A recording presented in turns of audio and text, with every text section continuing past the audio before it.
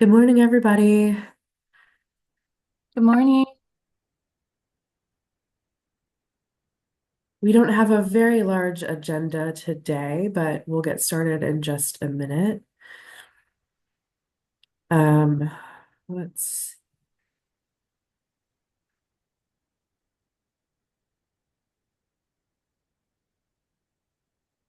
Andrea, do you need to be able to share screen? Yeah, that would be great if you guys if you wanna enable that, I can share screen. Yeah, should be able to.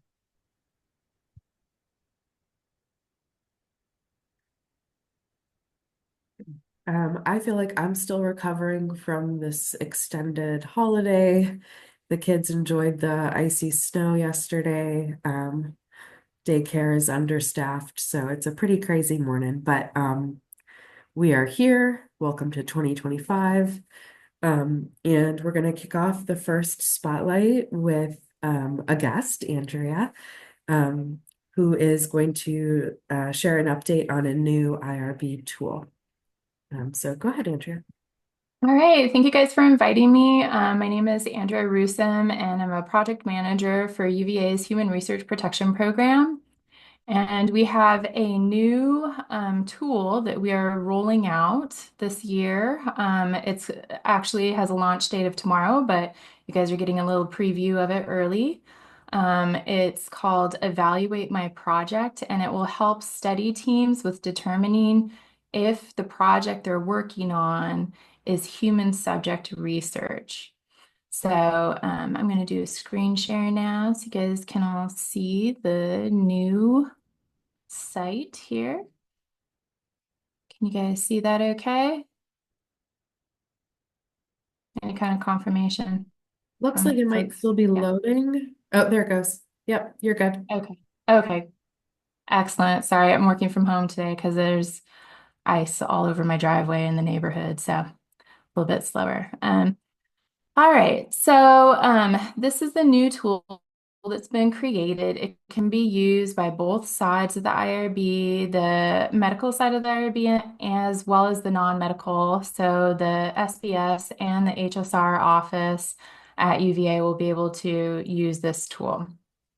Um, so all researchers at UVA can use this and will get a determination letter from this. That's a key change. It also is a database for all projects that have gone through this review. So those are values that we're achieving by implementing this tool for both sides. So let me show you here. This is where if you're a study team member, you're going to hit new project submission. Um, I'll just list myself as a PI. And there's instructions the study team will complete. For this demo, I'll just type in test so everyone knows that I'm testing it out.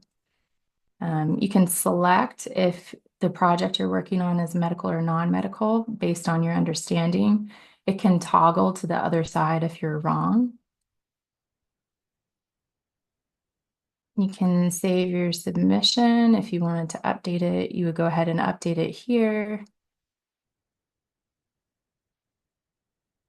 Once you send it to the IRB for review, you get a little success as well as an email is sent to you that lets you know that it was successfully submitted. Underneath the tab for researchers, you'll see all of your current submissions. If you've submitted something that needs revisions, you can go back, see what the comment was from the IRB, edit your content,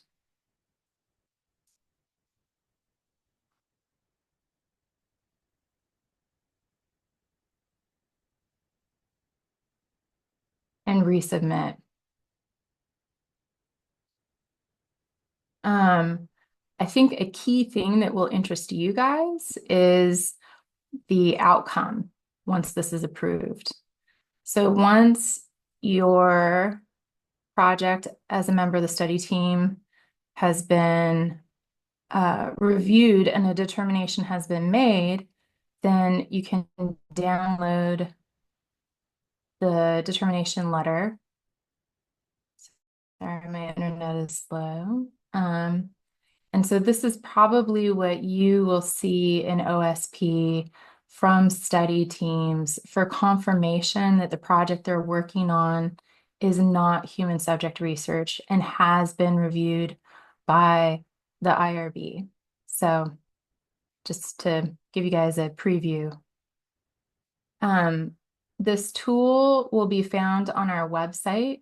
So this is a homepage of the Human Research Protection Program. Both sides of the IRB are listed here if you want to look in more detail at the medical side or the non-medical side. Underneath is my project to human subject research study. You can find a more detailed page on projects that are non-human subject research.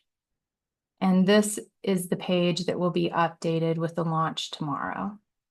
So, all right. Pretty exciting stuff, huh? Does anyone have any questions? Oh, I see there's something in the chat. Does this replace? Yes, great question. Yes, it will replace the red cap tool. It has the same purpose, but it will serve both sides of, so the non-medical side of the IRB, the IRB SBS office, does not have a red cap version of the non-human subject research online tool. So this will be the tool that can be utilized by all researchers at UVA to get a determination letter on their project, confirming that their project is not human subject research. Does that sound good? Did you mention how faculty will be informed? Yeah, that is a great question. Faculty, multiple announcements will be going out to researchers. Anyone that has an active study in the database for IRB SBS will be notified via a newsletter. There's the Research Connections newsletter. We're putting an announcement in the clinical research coordinators listserv for the medical center. We're putting an announcement in. Our web pages will be updated. The link to the old tool in REDCap will have a redirect to the new tool. That's all I can think of at the moment. Is if I'm missing anything, I apologize. But oh, okay, yeah, good. I know Well, there was mention of it in the November Research Connections yes. that was sent out. So obviously this will have more detail, but there has already been mention of it to faculty. Yes, we did try to do a couple teasers, but we're going to go into more of a, after the launch tomorrow, we're going to have more of a presentation directing people to it. I'm working on editing a demo right now, so there will be a short demo video trying to get it under 10 minutes. But yeah. Will people outside the study team be able to look up project approvals? I don't think that we'll have that functionality at this time. You'll have to contact someone from the IRB SBS or the IRB HSR office to look up within the system. The study team should be providing this to you. They have a dashboard that, like, if they're trying to say that their project did have a determination letter saying that it was not human subject research, then they should be providing that letter to you. Um, let's see, I think there was one I missed in here too. Will this be shared out widely to principal investigators after the launch? Oh yeah, okay, I think we addressed that. Does anyone else have any questions? Yes, I have a question. What Yeah. is the turnaround time for these? Once we submit them, how long Oh, can we great expect? question. Great question. So the turnaround time, and this is a lower priority to do these types of reviews as compared to some of the more high risk reviews that the IRB staff are looking at within the Human Research Protection Program. So within the food chain of um, things that need to be accomplished by the set number of FTEs in the IRB office. This is lower on the food chain. The emails that are automated from the system say that the turnaround time will be 10 business days. We shoot for these are actually pretty fast to go through and to give the determination. The tool helps speed up the turnaround a lot. But just as a priority with work within the office, this is a lower priority to get to these as compared to the more high risk stuff that comes through the office. Does that explain it okay? Yeah, 10 days rough. I'll be Yeah. honest. I mean, it's a school of education, so we go through the Okay. SBS, and there are just so Okay. many situations where, we're faced with, I don't know if it needs an IRB or not. I err on the Yeah. side of caution and say yes, but, we also too, like everybody else, have a lot of last minute proposals. And so 10 days, I mean, I'm lucky if I can get a proposal sometimes out in two, you know? So, Yeah, I mean, so we're saying that to study teams to anticipate that they'll receive a response within 10 business days. I think that again, it depends a lot upon the situation for what's going on with the workflow within the office. The way that the IRB SBS is set up with how they've assigned departments within their side of the IRB. Yeah, I anticipate that there's situations where you're going to have a much faster turnaround time. They'll be able to achieve this much faster. But again, I right. what we're telling study teams is 10 business days. So, All right. Thank you. yeah.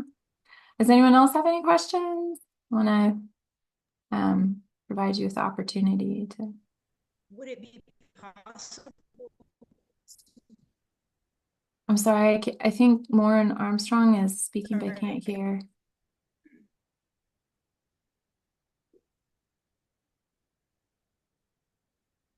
Yeah, this is Lauren Armstrong in the School of Medicine. I was just wondering if it is possible to add any better. Can you type it into the chat? I'm sorry, I can't hear.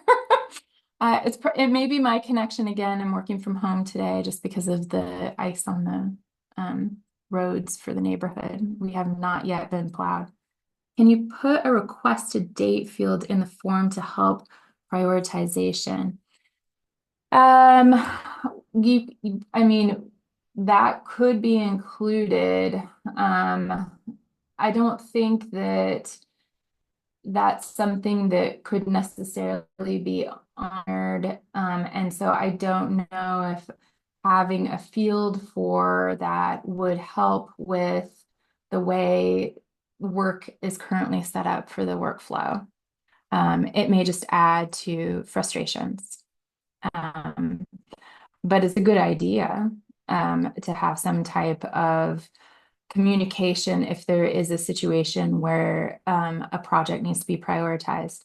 Theoretically, all of these projects should be going through this tool prior to, I mean, you're supposed to get the letter of the determination that your project is not human subject research before beginning the project. So this should be part of your planning phase. So to have like an incredibly fast turnaround time as part of your planning phase, I don't quite understand what the drive is there. If someone has anyone experienced this? Am I wrong in my understanding? I don't know. I mean, it might be helpful to sort of back up just a bit to sort of say like what situations historically this has been used for like Oh, there's sort of like yeah. the crystal clear situations, no questions that human subjects are involved and Yeah. therefore you're going to go to IRB, certainly any sort of like clinical trial issues and anything like that where like it, to my mind, it wouldn't really make sense to go to the determination of non-human subjects research tool in that situation. You know you're just going to go straight into an IRB protocol. I know from an OSP perspective, the tool is always something that we either ask for or look for when there's kind of like corner case situations, sort of what Catherine was mentioning of, for example, we're receiving inbound data for performance of the project, and there's statements that it's de-identified data. We're not in the best position always to Yeah. certify that to be the case, and we want the IRB to be the arbiters of is this human subjects research or not. We don't want OSP to sort of make that call, and that's historically been the situations where we're either looking for that or asking the study team to go and get that to sort of make sure we're in a safe harbor and operating in a compliant manner. I don't know if any of the other folks from OSP, Sharon, if you have any other perspective from the contract side. I mean, that's normally how we're interacting or engaging with this tool. Yeah, from the contracts point of view, particularly in the School of Medicine, we use the REDCap tool all the time. Yeah. We direct PIs to the REDCap tool, and it's pretty quick. I think it's, a series of questions and then they get a determination almost immediately. So that's a big shift from 10 business, immediate response to 10 business days for School of Medicine. And we use this in the context of data use agreements, MTAs, anything that where you're sending out data, you're working with human subjects, data derived from human subjects or materials derived from human subjects. So we request this very frequently. Okay, that's great. Thank you guys for that background. To clarify, this new tool for determinations is specifically for determinations that the project is not human subject research. So if they're saying that the project is not human subject research, then we encourage them to use this tool. There's a different form of determinations for human subject research that does require submission to get that determination letter.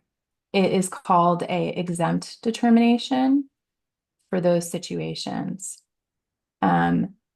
Additionally, there's the next level of approval for the IRB, which means that those types of studies and projects fall under the federal regulations for the common rule. And if they're minimal risk and they meet the criteria as set in the federal regulations, then they can receive an expedited approval. Otherwise, all other studies will have to go to the full board for approval. So to talk about the turnaround time with the REDCap tool.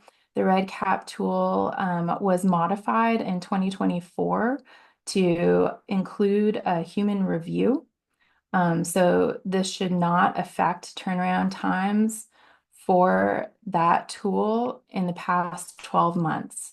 So whatever you've been seeing in the past 12 months for turnaround times from REDCap, you can anticipate that this will be the same turnaround time or potentially faster. I feel like this system is faster than the human review through REDCap.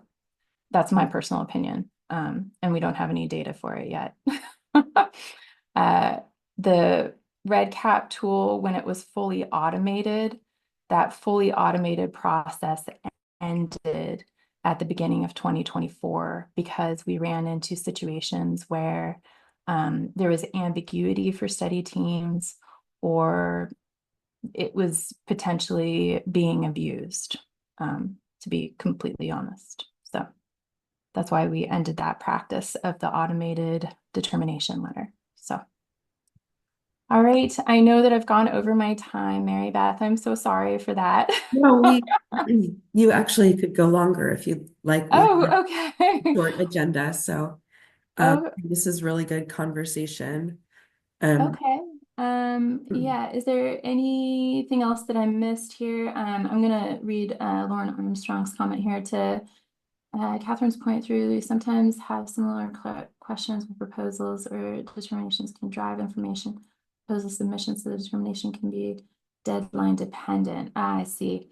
If it is something that is holding up your process, then please reach out to us so that we know and we will prioritize it based on that. But I do think that it's important to place some of the responsibility in the hands of the study team to proactively use this tool and get it so that they can submit the determination letter to you.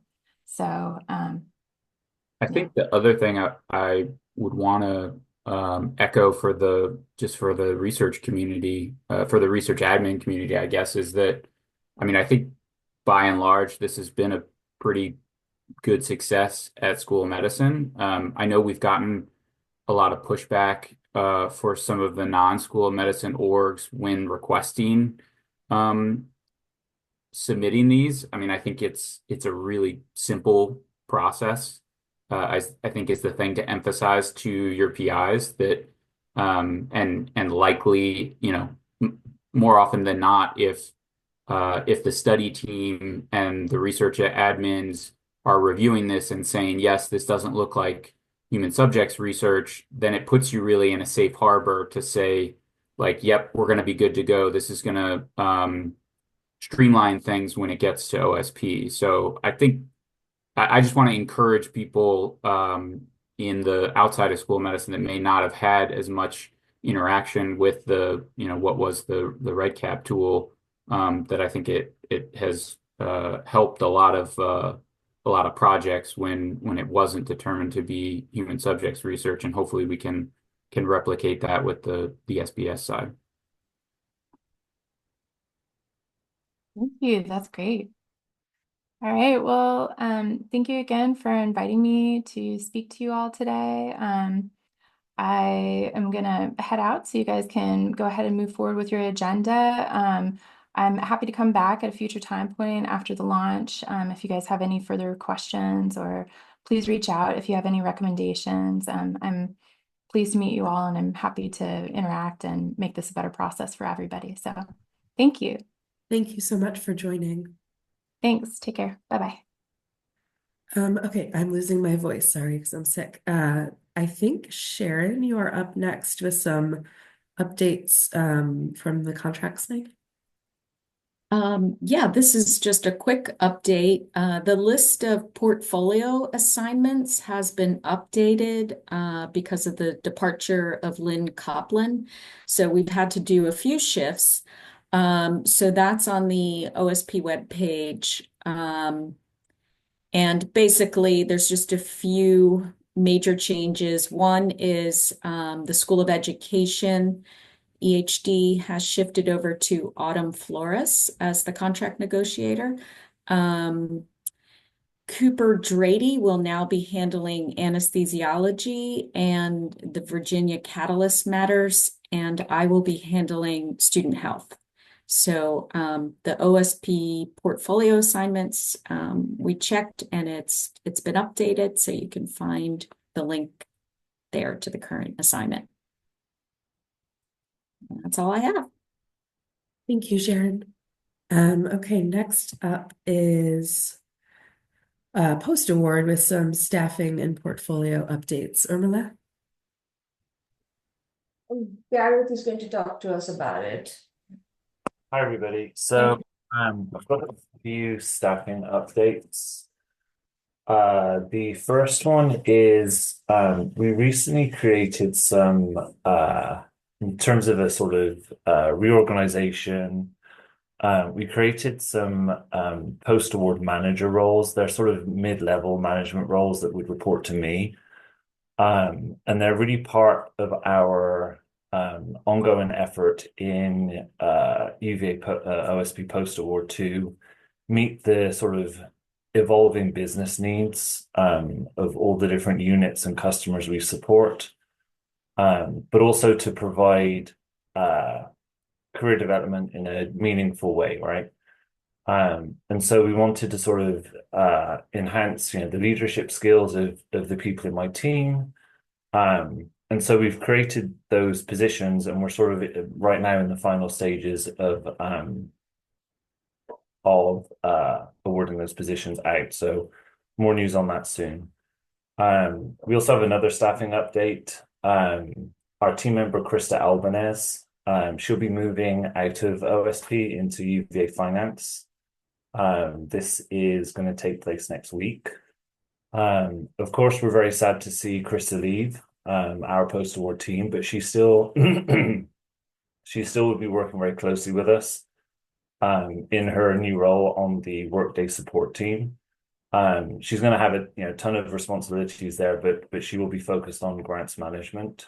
And so we're still going to be working very closely with her. And I just wanted to sort of recognize that she has made some very significant contributions to our team. As we sort of transitioned, out of Oracle into Workday a couple of years ago, she's really helped us stabilize in a sort of post go live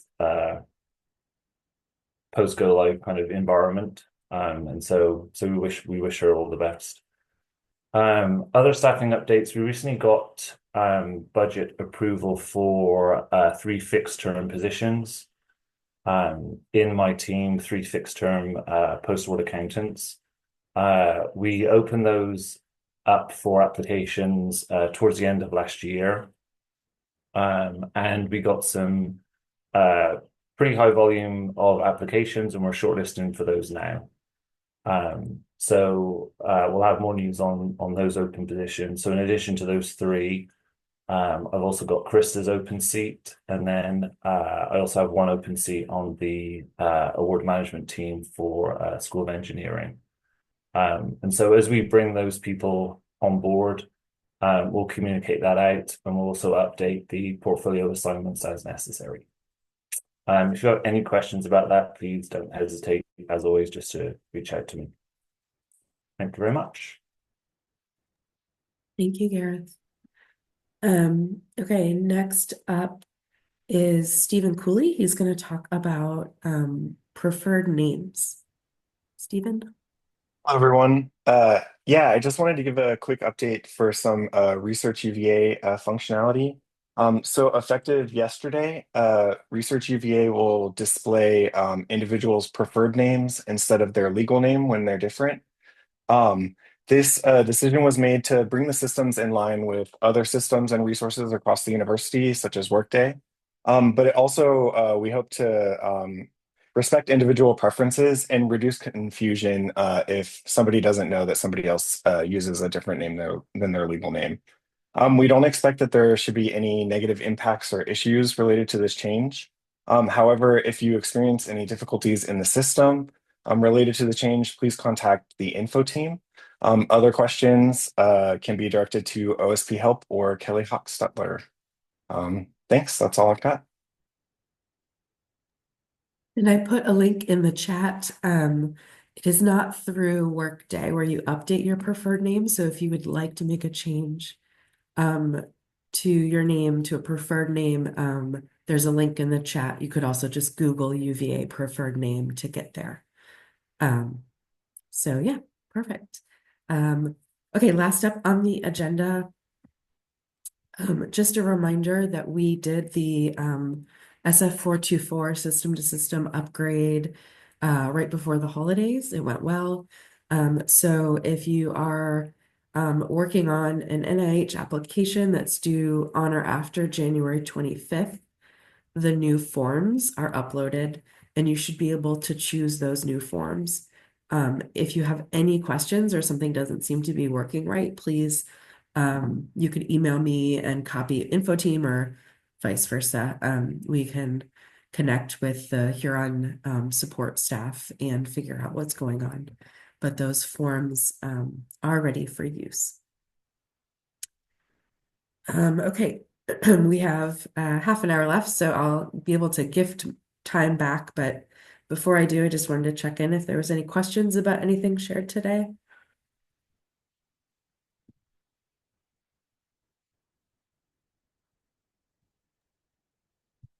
I just see a question in the chat from Olga about research data certification for clinical trials. Do you mean the data certification team certifications for outgoing data? Just not really sure what the question is. Oh, I'm trying to. Oh, goodness.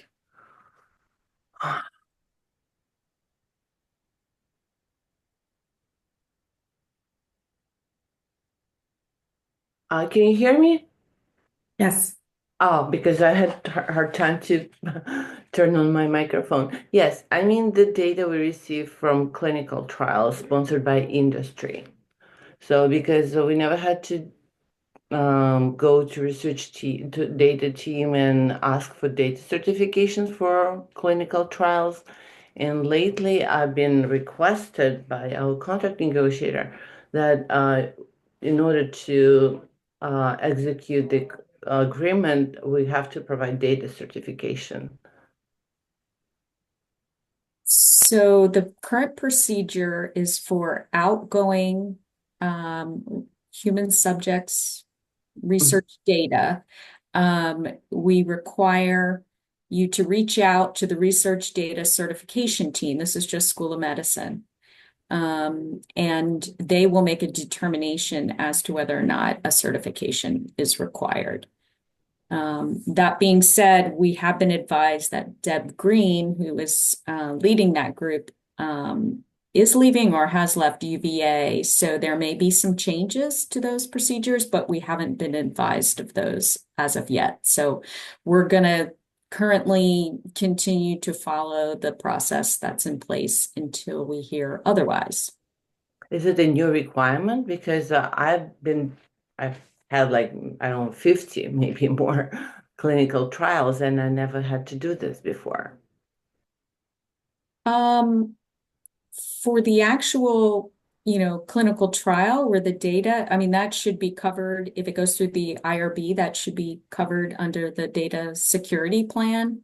Mhm. But this is just for, subsequent data that is being transferred through a DUA mechanism. So data. I think the clinical trial agreement assumes that the data belongs to the company. Like, can we even decide that we cannot transfer the data? What's the point of getting data certification? They signing an agreement with us in order to obtain the data. We agree to give them the data, and then we go to the data certification team to decide if we are okay to give them the data they're contracting us for. Does it make sense? I think let's take this discussion offline and we can talk a little bit more about it and sort of get some clarification if that's okay. Yeah, sure. Okay, thank you. Lauren left a really good comment in the chat that the new parent funding opportunities for R1, R21, and R03 are live. So also make sure you're choosing the correct FOA. Remember in Huron, if you incorrectly choose the system to system form or FOA, you have to start over because it hard codes it. So,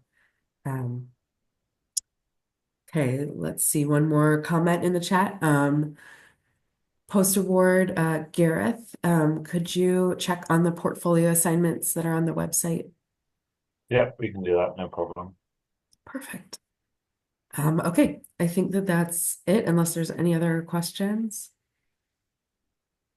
So stay healthy, unless you have toddlers like me, and stay safe outside on the icy roads, and we will see you all in February.